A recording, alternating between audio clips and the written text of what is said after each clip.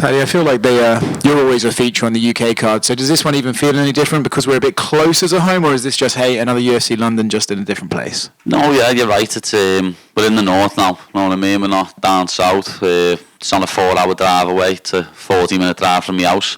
So, yeah, we're back in the north, which is nice. And I can't wait to blow the roof off this new arena. You know, obviously you're fighting Bobby or King Green now. What are your thoughts on the name change? I know you said that you won't be calling him that, but do you think that just kind of speaks to how quirky a character he is in general, or do you think it's a weird thing? What do you make of the whole thing itself? Oh, it shows what a dickhead he is. You know what I mean? Like, imagine being nearly 40 years of age and changing your name to King. It's embarrassing, lad. You know what I mean? Grow up, innit? Like, as I've said in other interviews, CTE is real. I feel like every time they put a test in front of you and you pass it, the fans kind of want to change how important that test was after the fact. Do you think that Bobby or King will prove to the fans that you're actually a legitimate lightweight and something that can climb the rankings because he is still active and he's still winning fights? No matter what. Until I get the belt, people are going to doubt me. People are going to say, this and that. Like, as I said, my last fight with Tony was a lose-lose.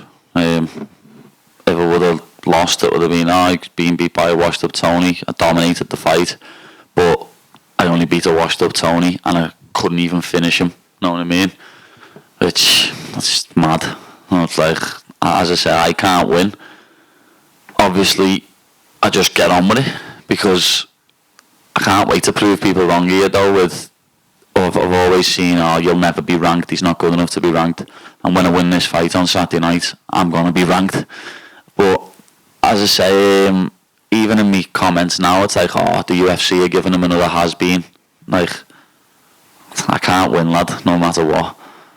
In an interview with Sky Sports, you said that a few weeks ago your coaches were talking about pulling you out of this fight because you weren't in the mental space to take the fight.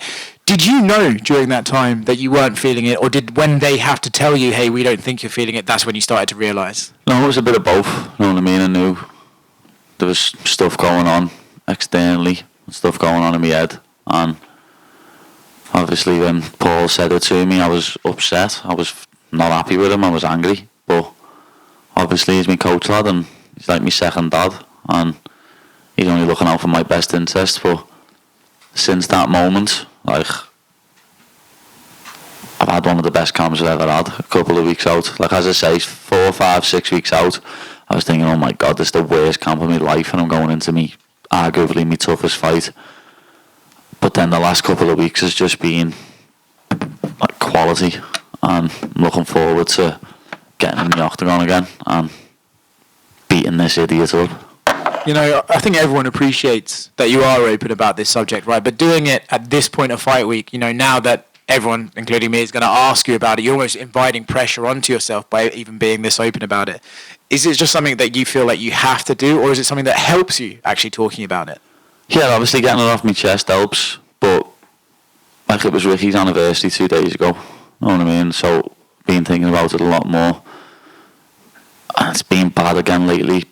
Another lad in Liverpool killed himself a couple of weeks ago. A young MMA fighter, Conor Hitchens, killed himself like 3 months ago, and he was younger than me, you know what I mean? So I just feel like it's something that needs talking about, and I'll be honest, lads, seeing Sky Sports put that interview up, and some of the responses to it are fucking disgusting, lad. Like, people saying I'm just doing it for a PR stunt. Like, why would it invite pressure on myself like that for a PR stunt? You know what I mean? It's mad. Like, people saying I'm only doing it for that reason, when I know several people who have killed themselves, and I've thought about it in the past. So why would I bring that sort of pressure on myself? But again, I do it because I feel like I need to, and I don't want more people to kill themselves, especially men. They just don't talk to people and kill themselves. But like, some of the responses to me saying that are like, well, just kill yourself then. You might as well kill yourself. That's what some of the responses have been, lad. And other people have been like quoting them and putting, no wonder men don't talk when the responses are like this. Like, one of the ones that's proper pissed me off is fucking that video, people saying I'm bullying people in the pub. People saying, he's a pisshead, he's on the ale and he's bullying people in the pub, coked up. It's like, Lad, I was 2 weeks out from a fight, lad. Do you think I had a drink? I had a diet Red Bull and a fucking water. You know what I mean? And all them people that I'm with are my mates. I went to school with them all, I grew up with them all, they're all coming to fight on Saturday. And they all jumped on me 10 minutes earlier when Cole Palmer scored and celebrated on me. So when my bet come in and I got a last minute winner, lad, I celebrated on them. That's just how the world works, lad. Going back to King for now, you said that he thought it could be your toughest opponent. Do you think he is? Well, I think Jared Gordon is still my toughest opponent. Jared Gordon is so underrated that it's unbelievable. Even I underestimated him going into that fight, I'm not going to lie. Thought I was going to run through him. And then when I injured my foot in the first round, it was a completely different ball game. It was my toughest fight to date. Everyone in here probably still thinks I lost that fight. You know what I mean? It was, when I've watched it back, it was a very, very, very close fight. But I still think I won when you watch it without commentary. I can understand why people think I lost when you watch it with commentary. But Jared was a very tough fight, and I think Jared was beating Bobby up until the point when he decided to be a ram and fly and headbutt him. So, yeah, like Jared or Bobby are my toughest fight, definitely. Okay. You obviously had some beef with Jordan Levitt. We all remember the teabagging incident. Then at the press conference with Tony, you went back and forth with him. Where does Bobby or King rank on the beef list for you? Yeah, probably higher than them all, because 2.5 years ago, when I was sitting with my wife at a show, at a UFC event, he was videoing the back of my head, talking about me, when I probably didn't even know who he was at the time, you know what I mean? And he was sitting there videoing the back of my head, talking about me, and then he's tried to come out and say, you mentioned me, Paddy, you talk about me. No, you was talking about me 2.5 years ago, lad.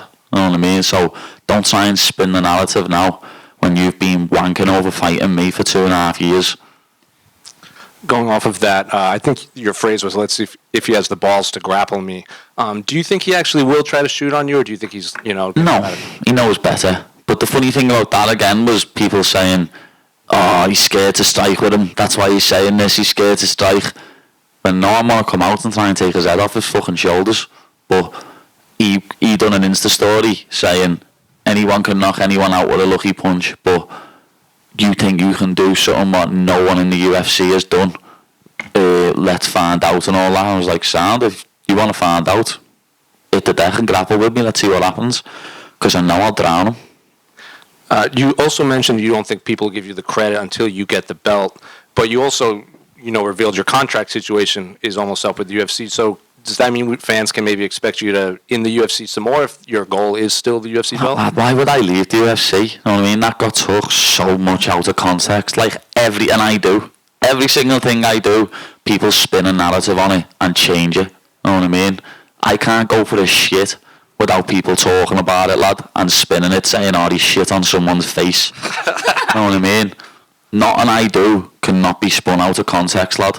Like, what I said in the interview was, obviously, the UFC, I'm going to get a new contract, but if I got offered millions to box some dickhead YouTuber, then I'd do it. Who wouldn't? We're prize fighters. But yeah, my contract's already getting negotiated. Like, as if the UFC are just going to let me go, lad. Are you fucking messing? Jolie here for Title Sports Network. Ask and you shall receive, Paddy. Those orange shorts are finally here. Yeah, finally here, lad. Know what I mean? I was slightly pissed off a couple of weeks ago when I got the call from my manager saying, Bobby's picked red, I can't have red. I was like, what? What's going on here? You know what I mean? I don't want to wear white or black, I want to wear red, you can fuck off. I even said to him, tell them I'm Dutch, so I can wear orange shorts. But it ended up working out alright in the long run, lad. He can wear red all he wants. Over the years, lad, when I fought on Cage Warriors, I lost when I wore red twice. And as I said before, people think I lost the Jared Gordon fight in red. People think the Tony fight was close in red somehow. So I'm glad to be getting orange back. You know what I mean? I think I'm going to get a nice finish in it like I used to do on Cage Warriors.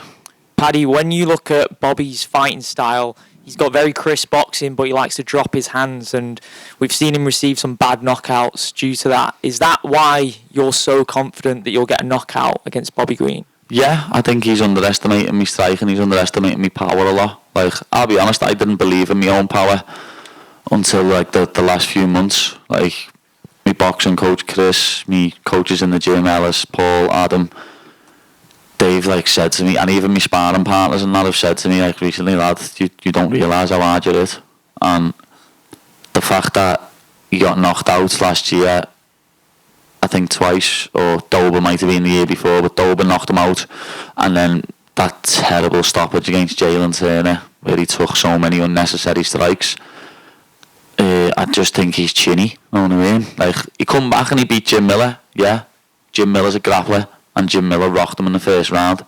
So I know for a fact if I put a hand on his chin or a shin on his chin, that he's not going to get up, lad. He's going to be stiff as a board. You was discussing those mental health struggles, and in terms of when you're going through a tough time, just talk about how much you value that support network that you have around you, your wife, your teammates, your family, helping you through those times. Yeah, I've said before, lad, and I wouldn't still be here if it wasn't for my wife. Without Laura, lad, I would have took my life a long time ago. But with her, with my family, with my team, my mates, you know what I mean? Like, where did that interview come out yesterday or today? I've had about 6 messages off my mates or my boys who I grew up with, like, lad, you're alright. But as I said in that, I feel good again now, you know what I mean? I feel great again. A couple of weeks ago, I was getting in touch with Jane, who works at James's place, which is like mental health for men, where you go and speak. I was getting in contact with her to have a chat with her, you know what I mean? Just try and get through it. And as I say, I did, got through it, and lad, I'm ready for anything now, lad. I know Renato Moicano was someone that you wanted to fight. He's now matched up with Benoit Saint-Denis. What do you make of that fight, and are you looking for the winner of that one? Yeah. Like, to be honest, whether Renato wins or loses, I'd still fight him. Like, I think it'll be one of the funniest build-ups to a fight ever. I think he's hilarious. And I think a season of The Ultimate Fighter, me and him as coaches, would be absolutely fantastic. I think everyone would love to see that. He's a proper character, lad. And yeah, I'd love to fight Moicano. I'll be honest, I DM'd Benoit Saint-Denis about 6 months ago, asking did he want to come over to England and get some training in.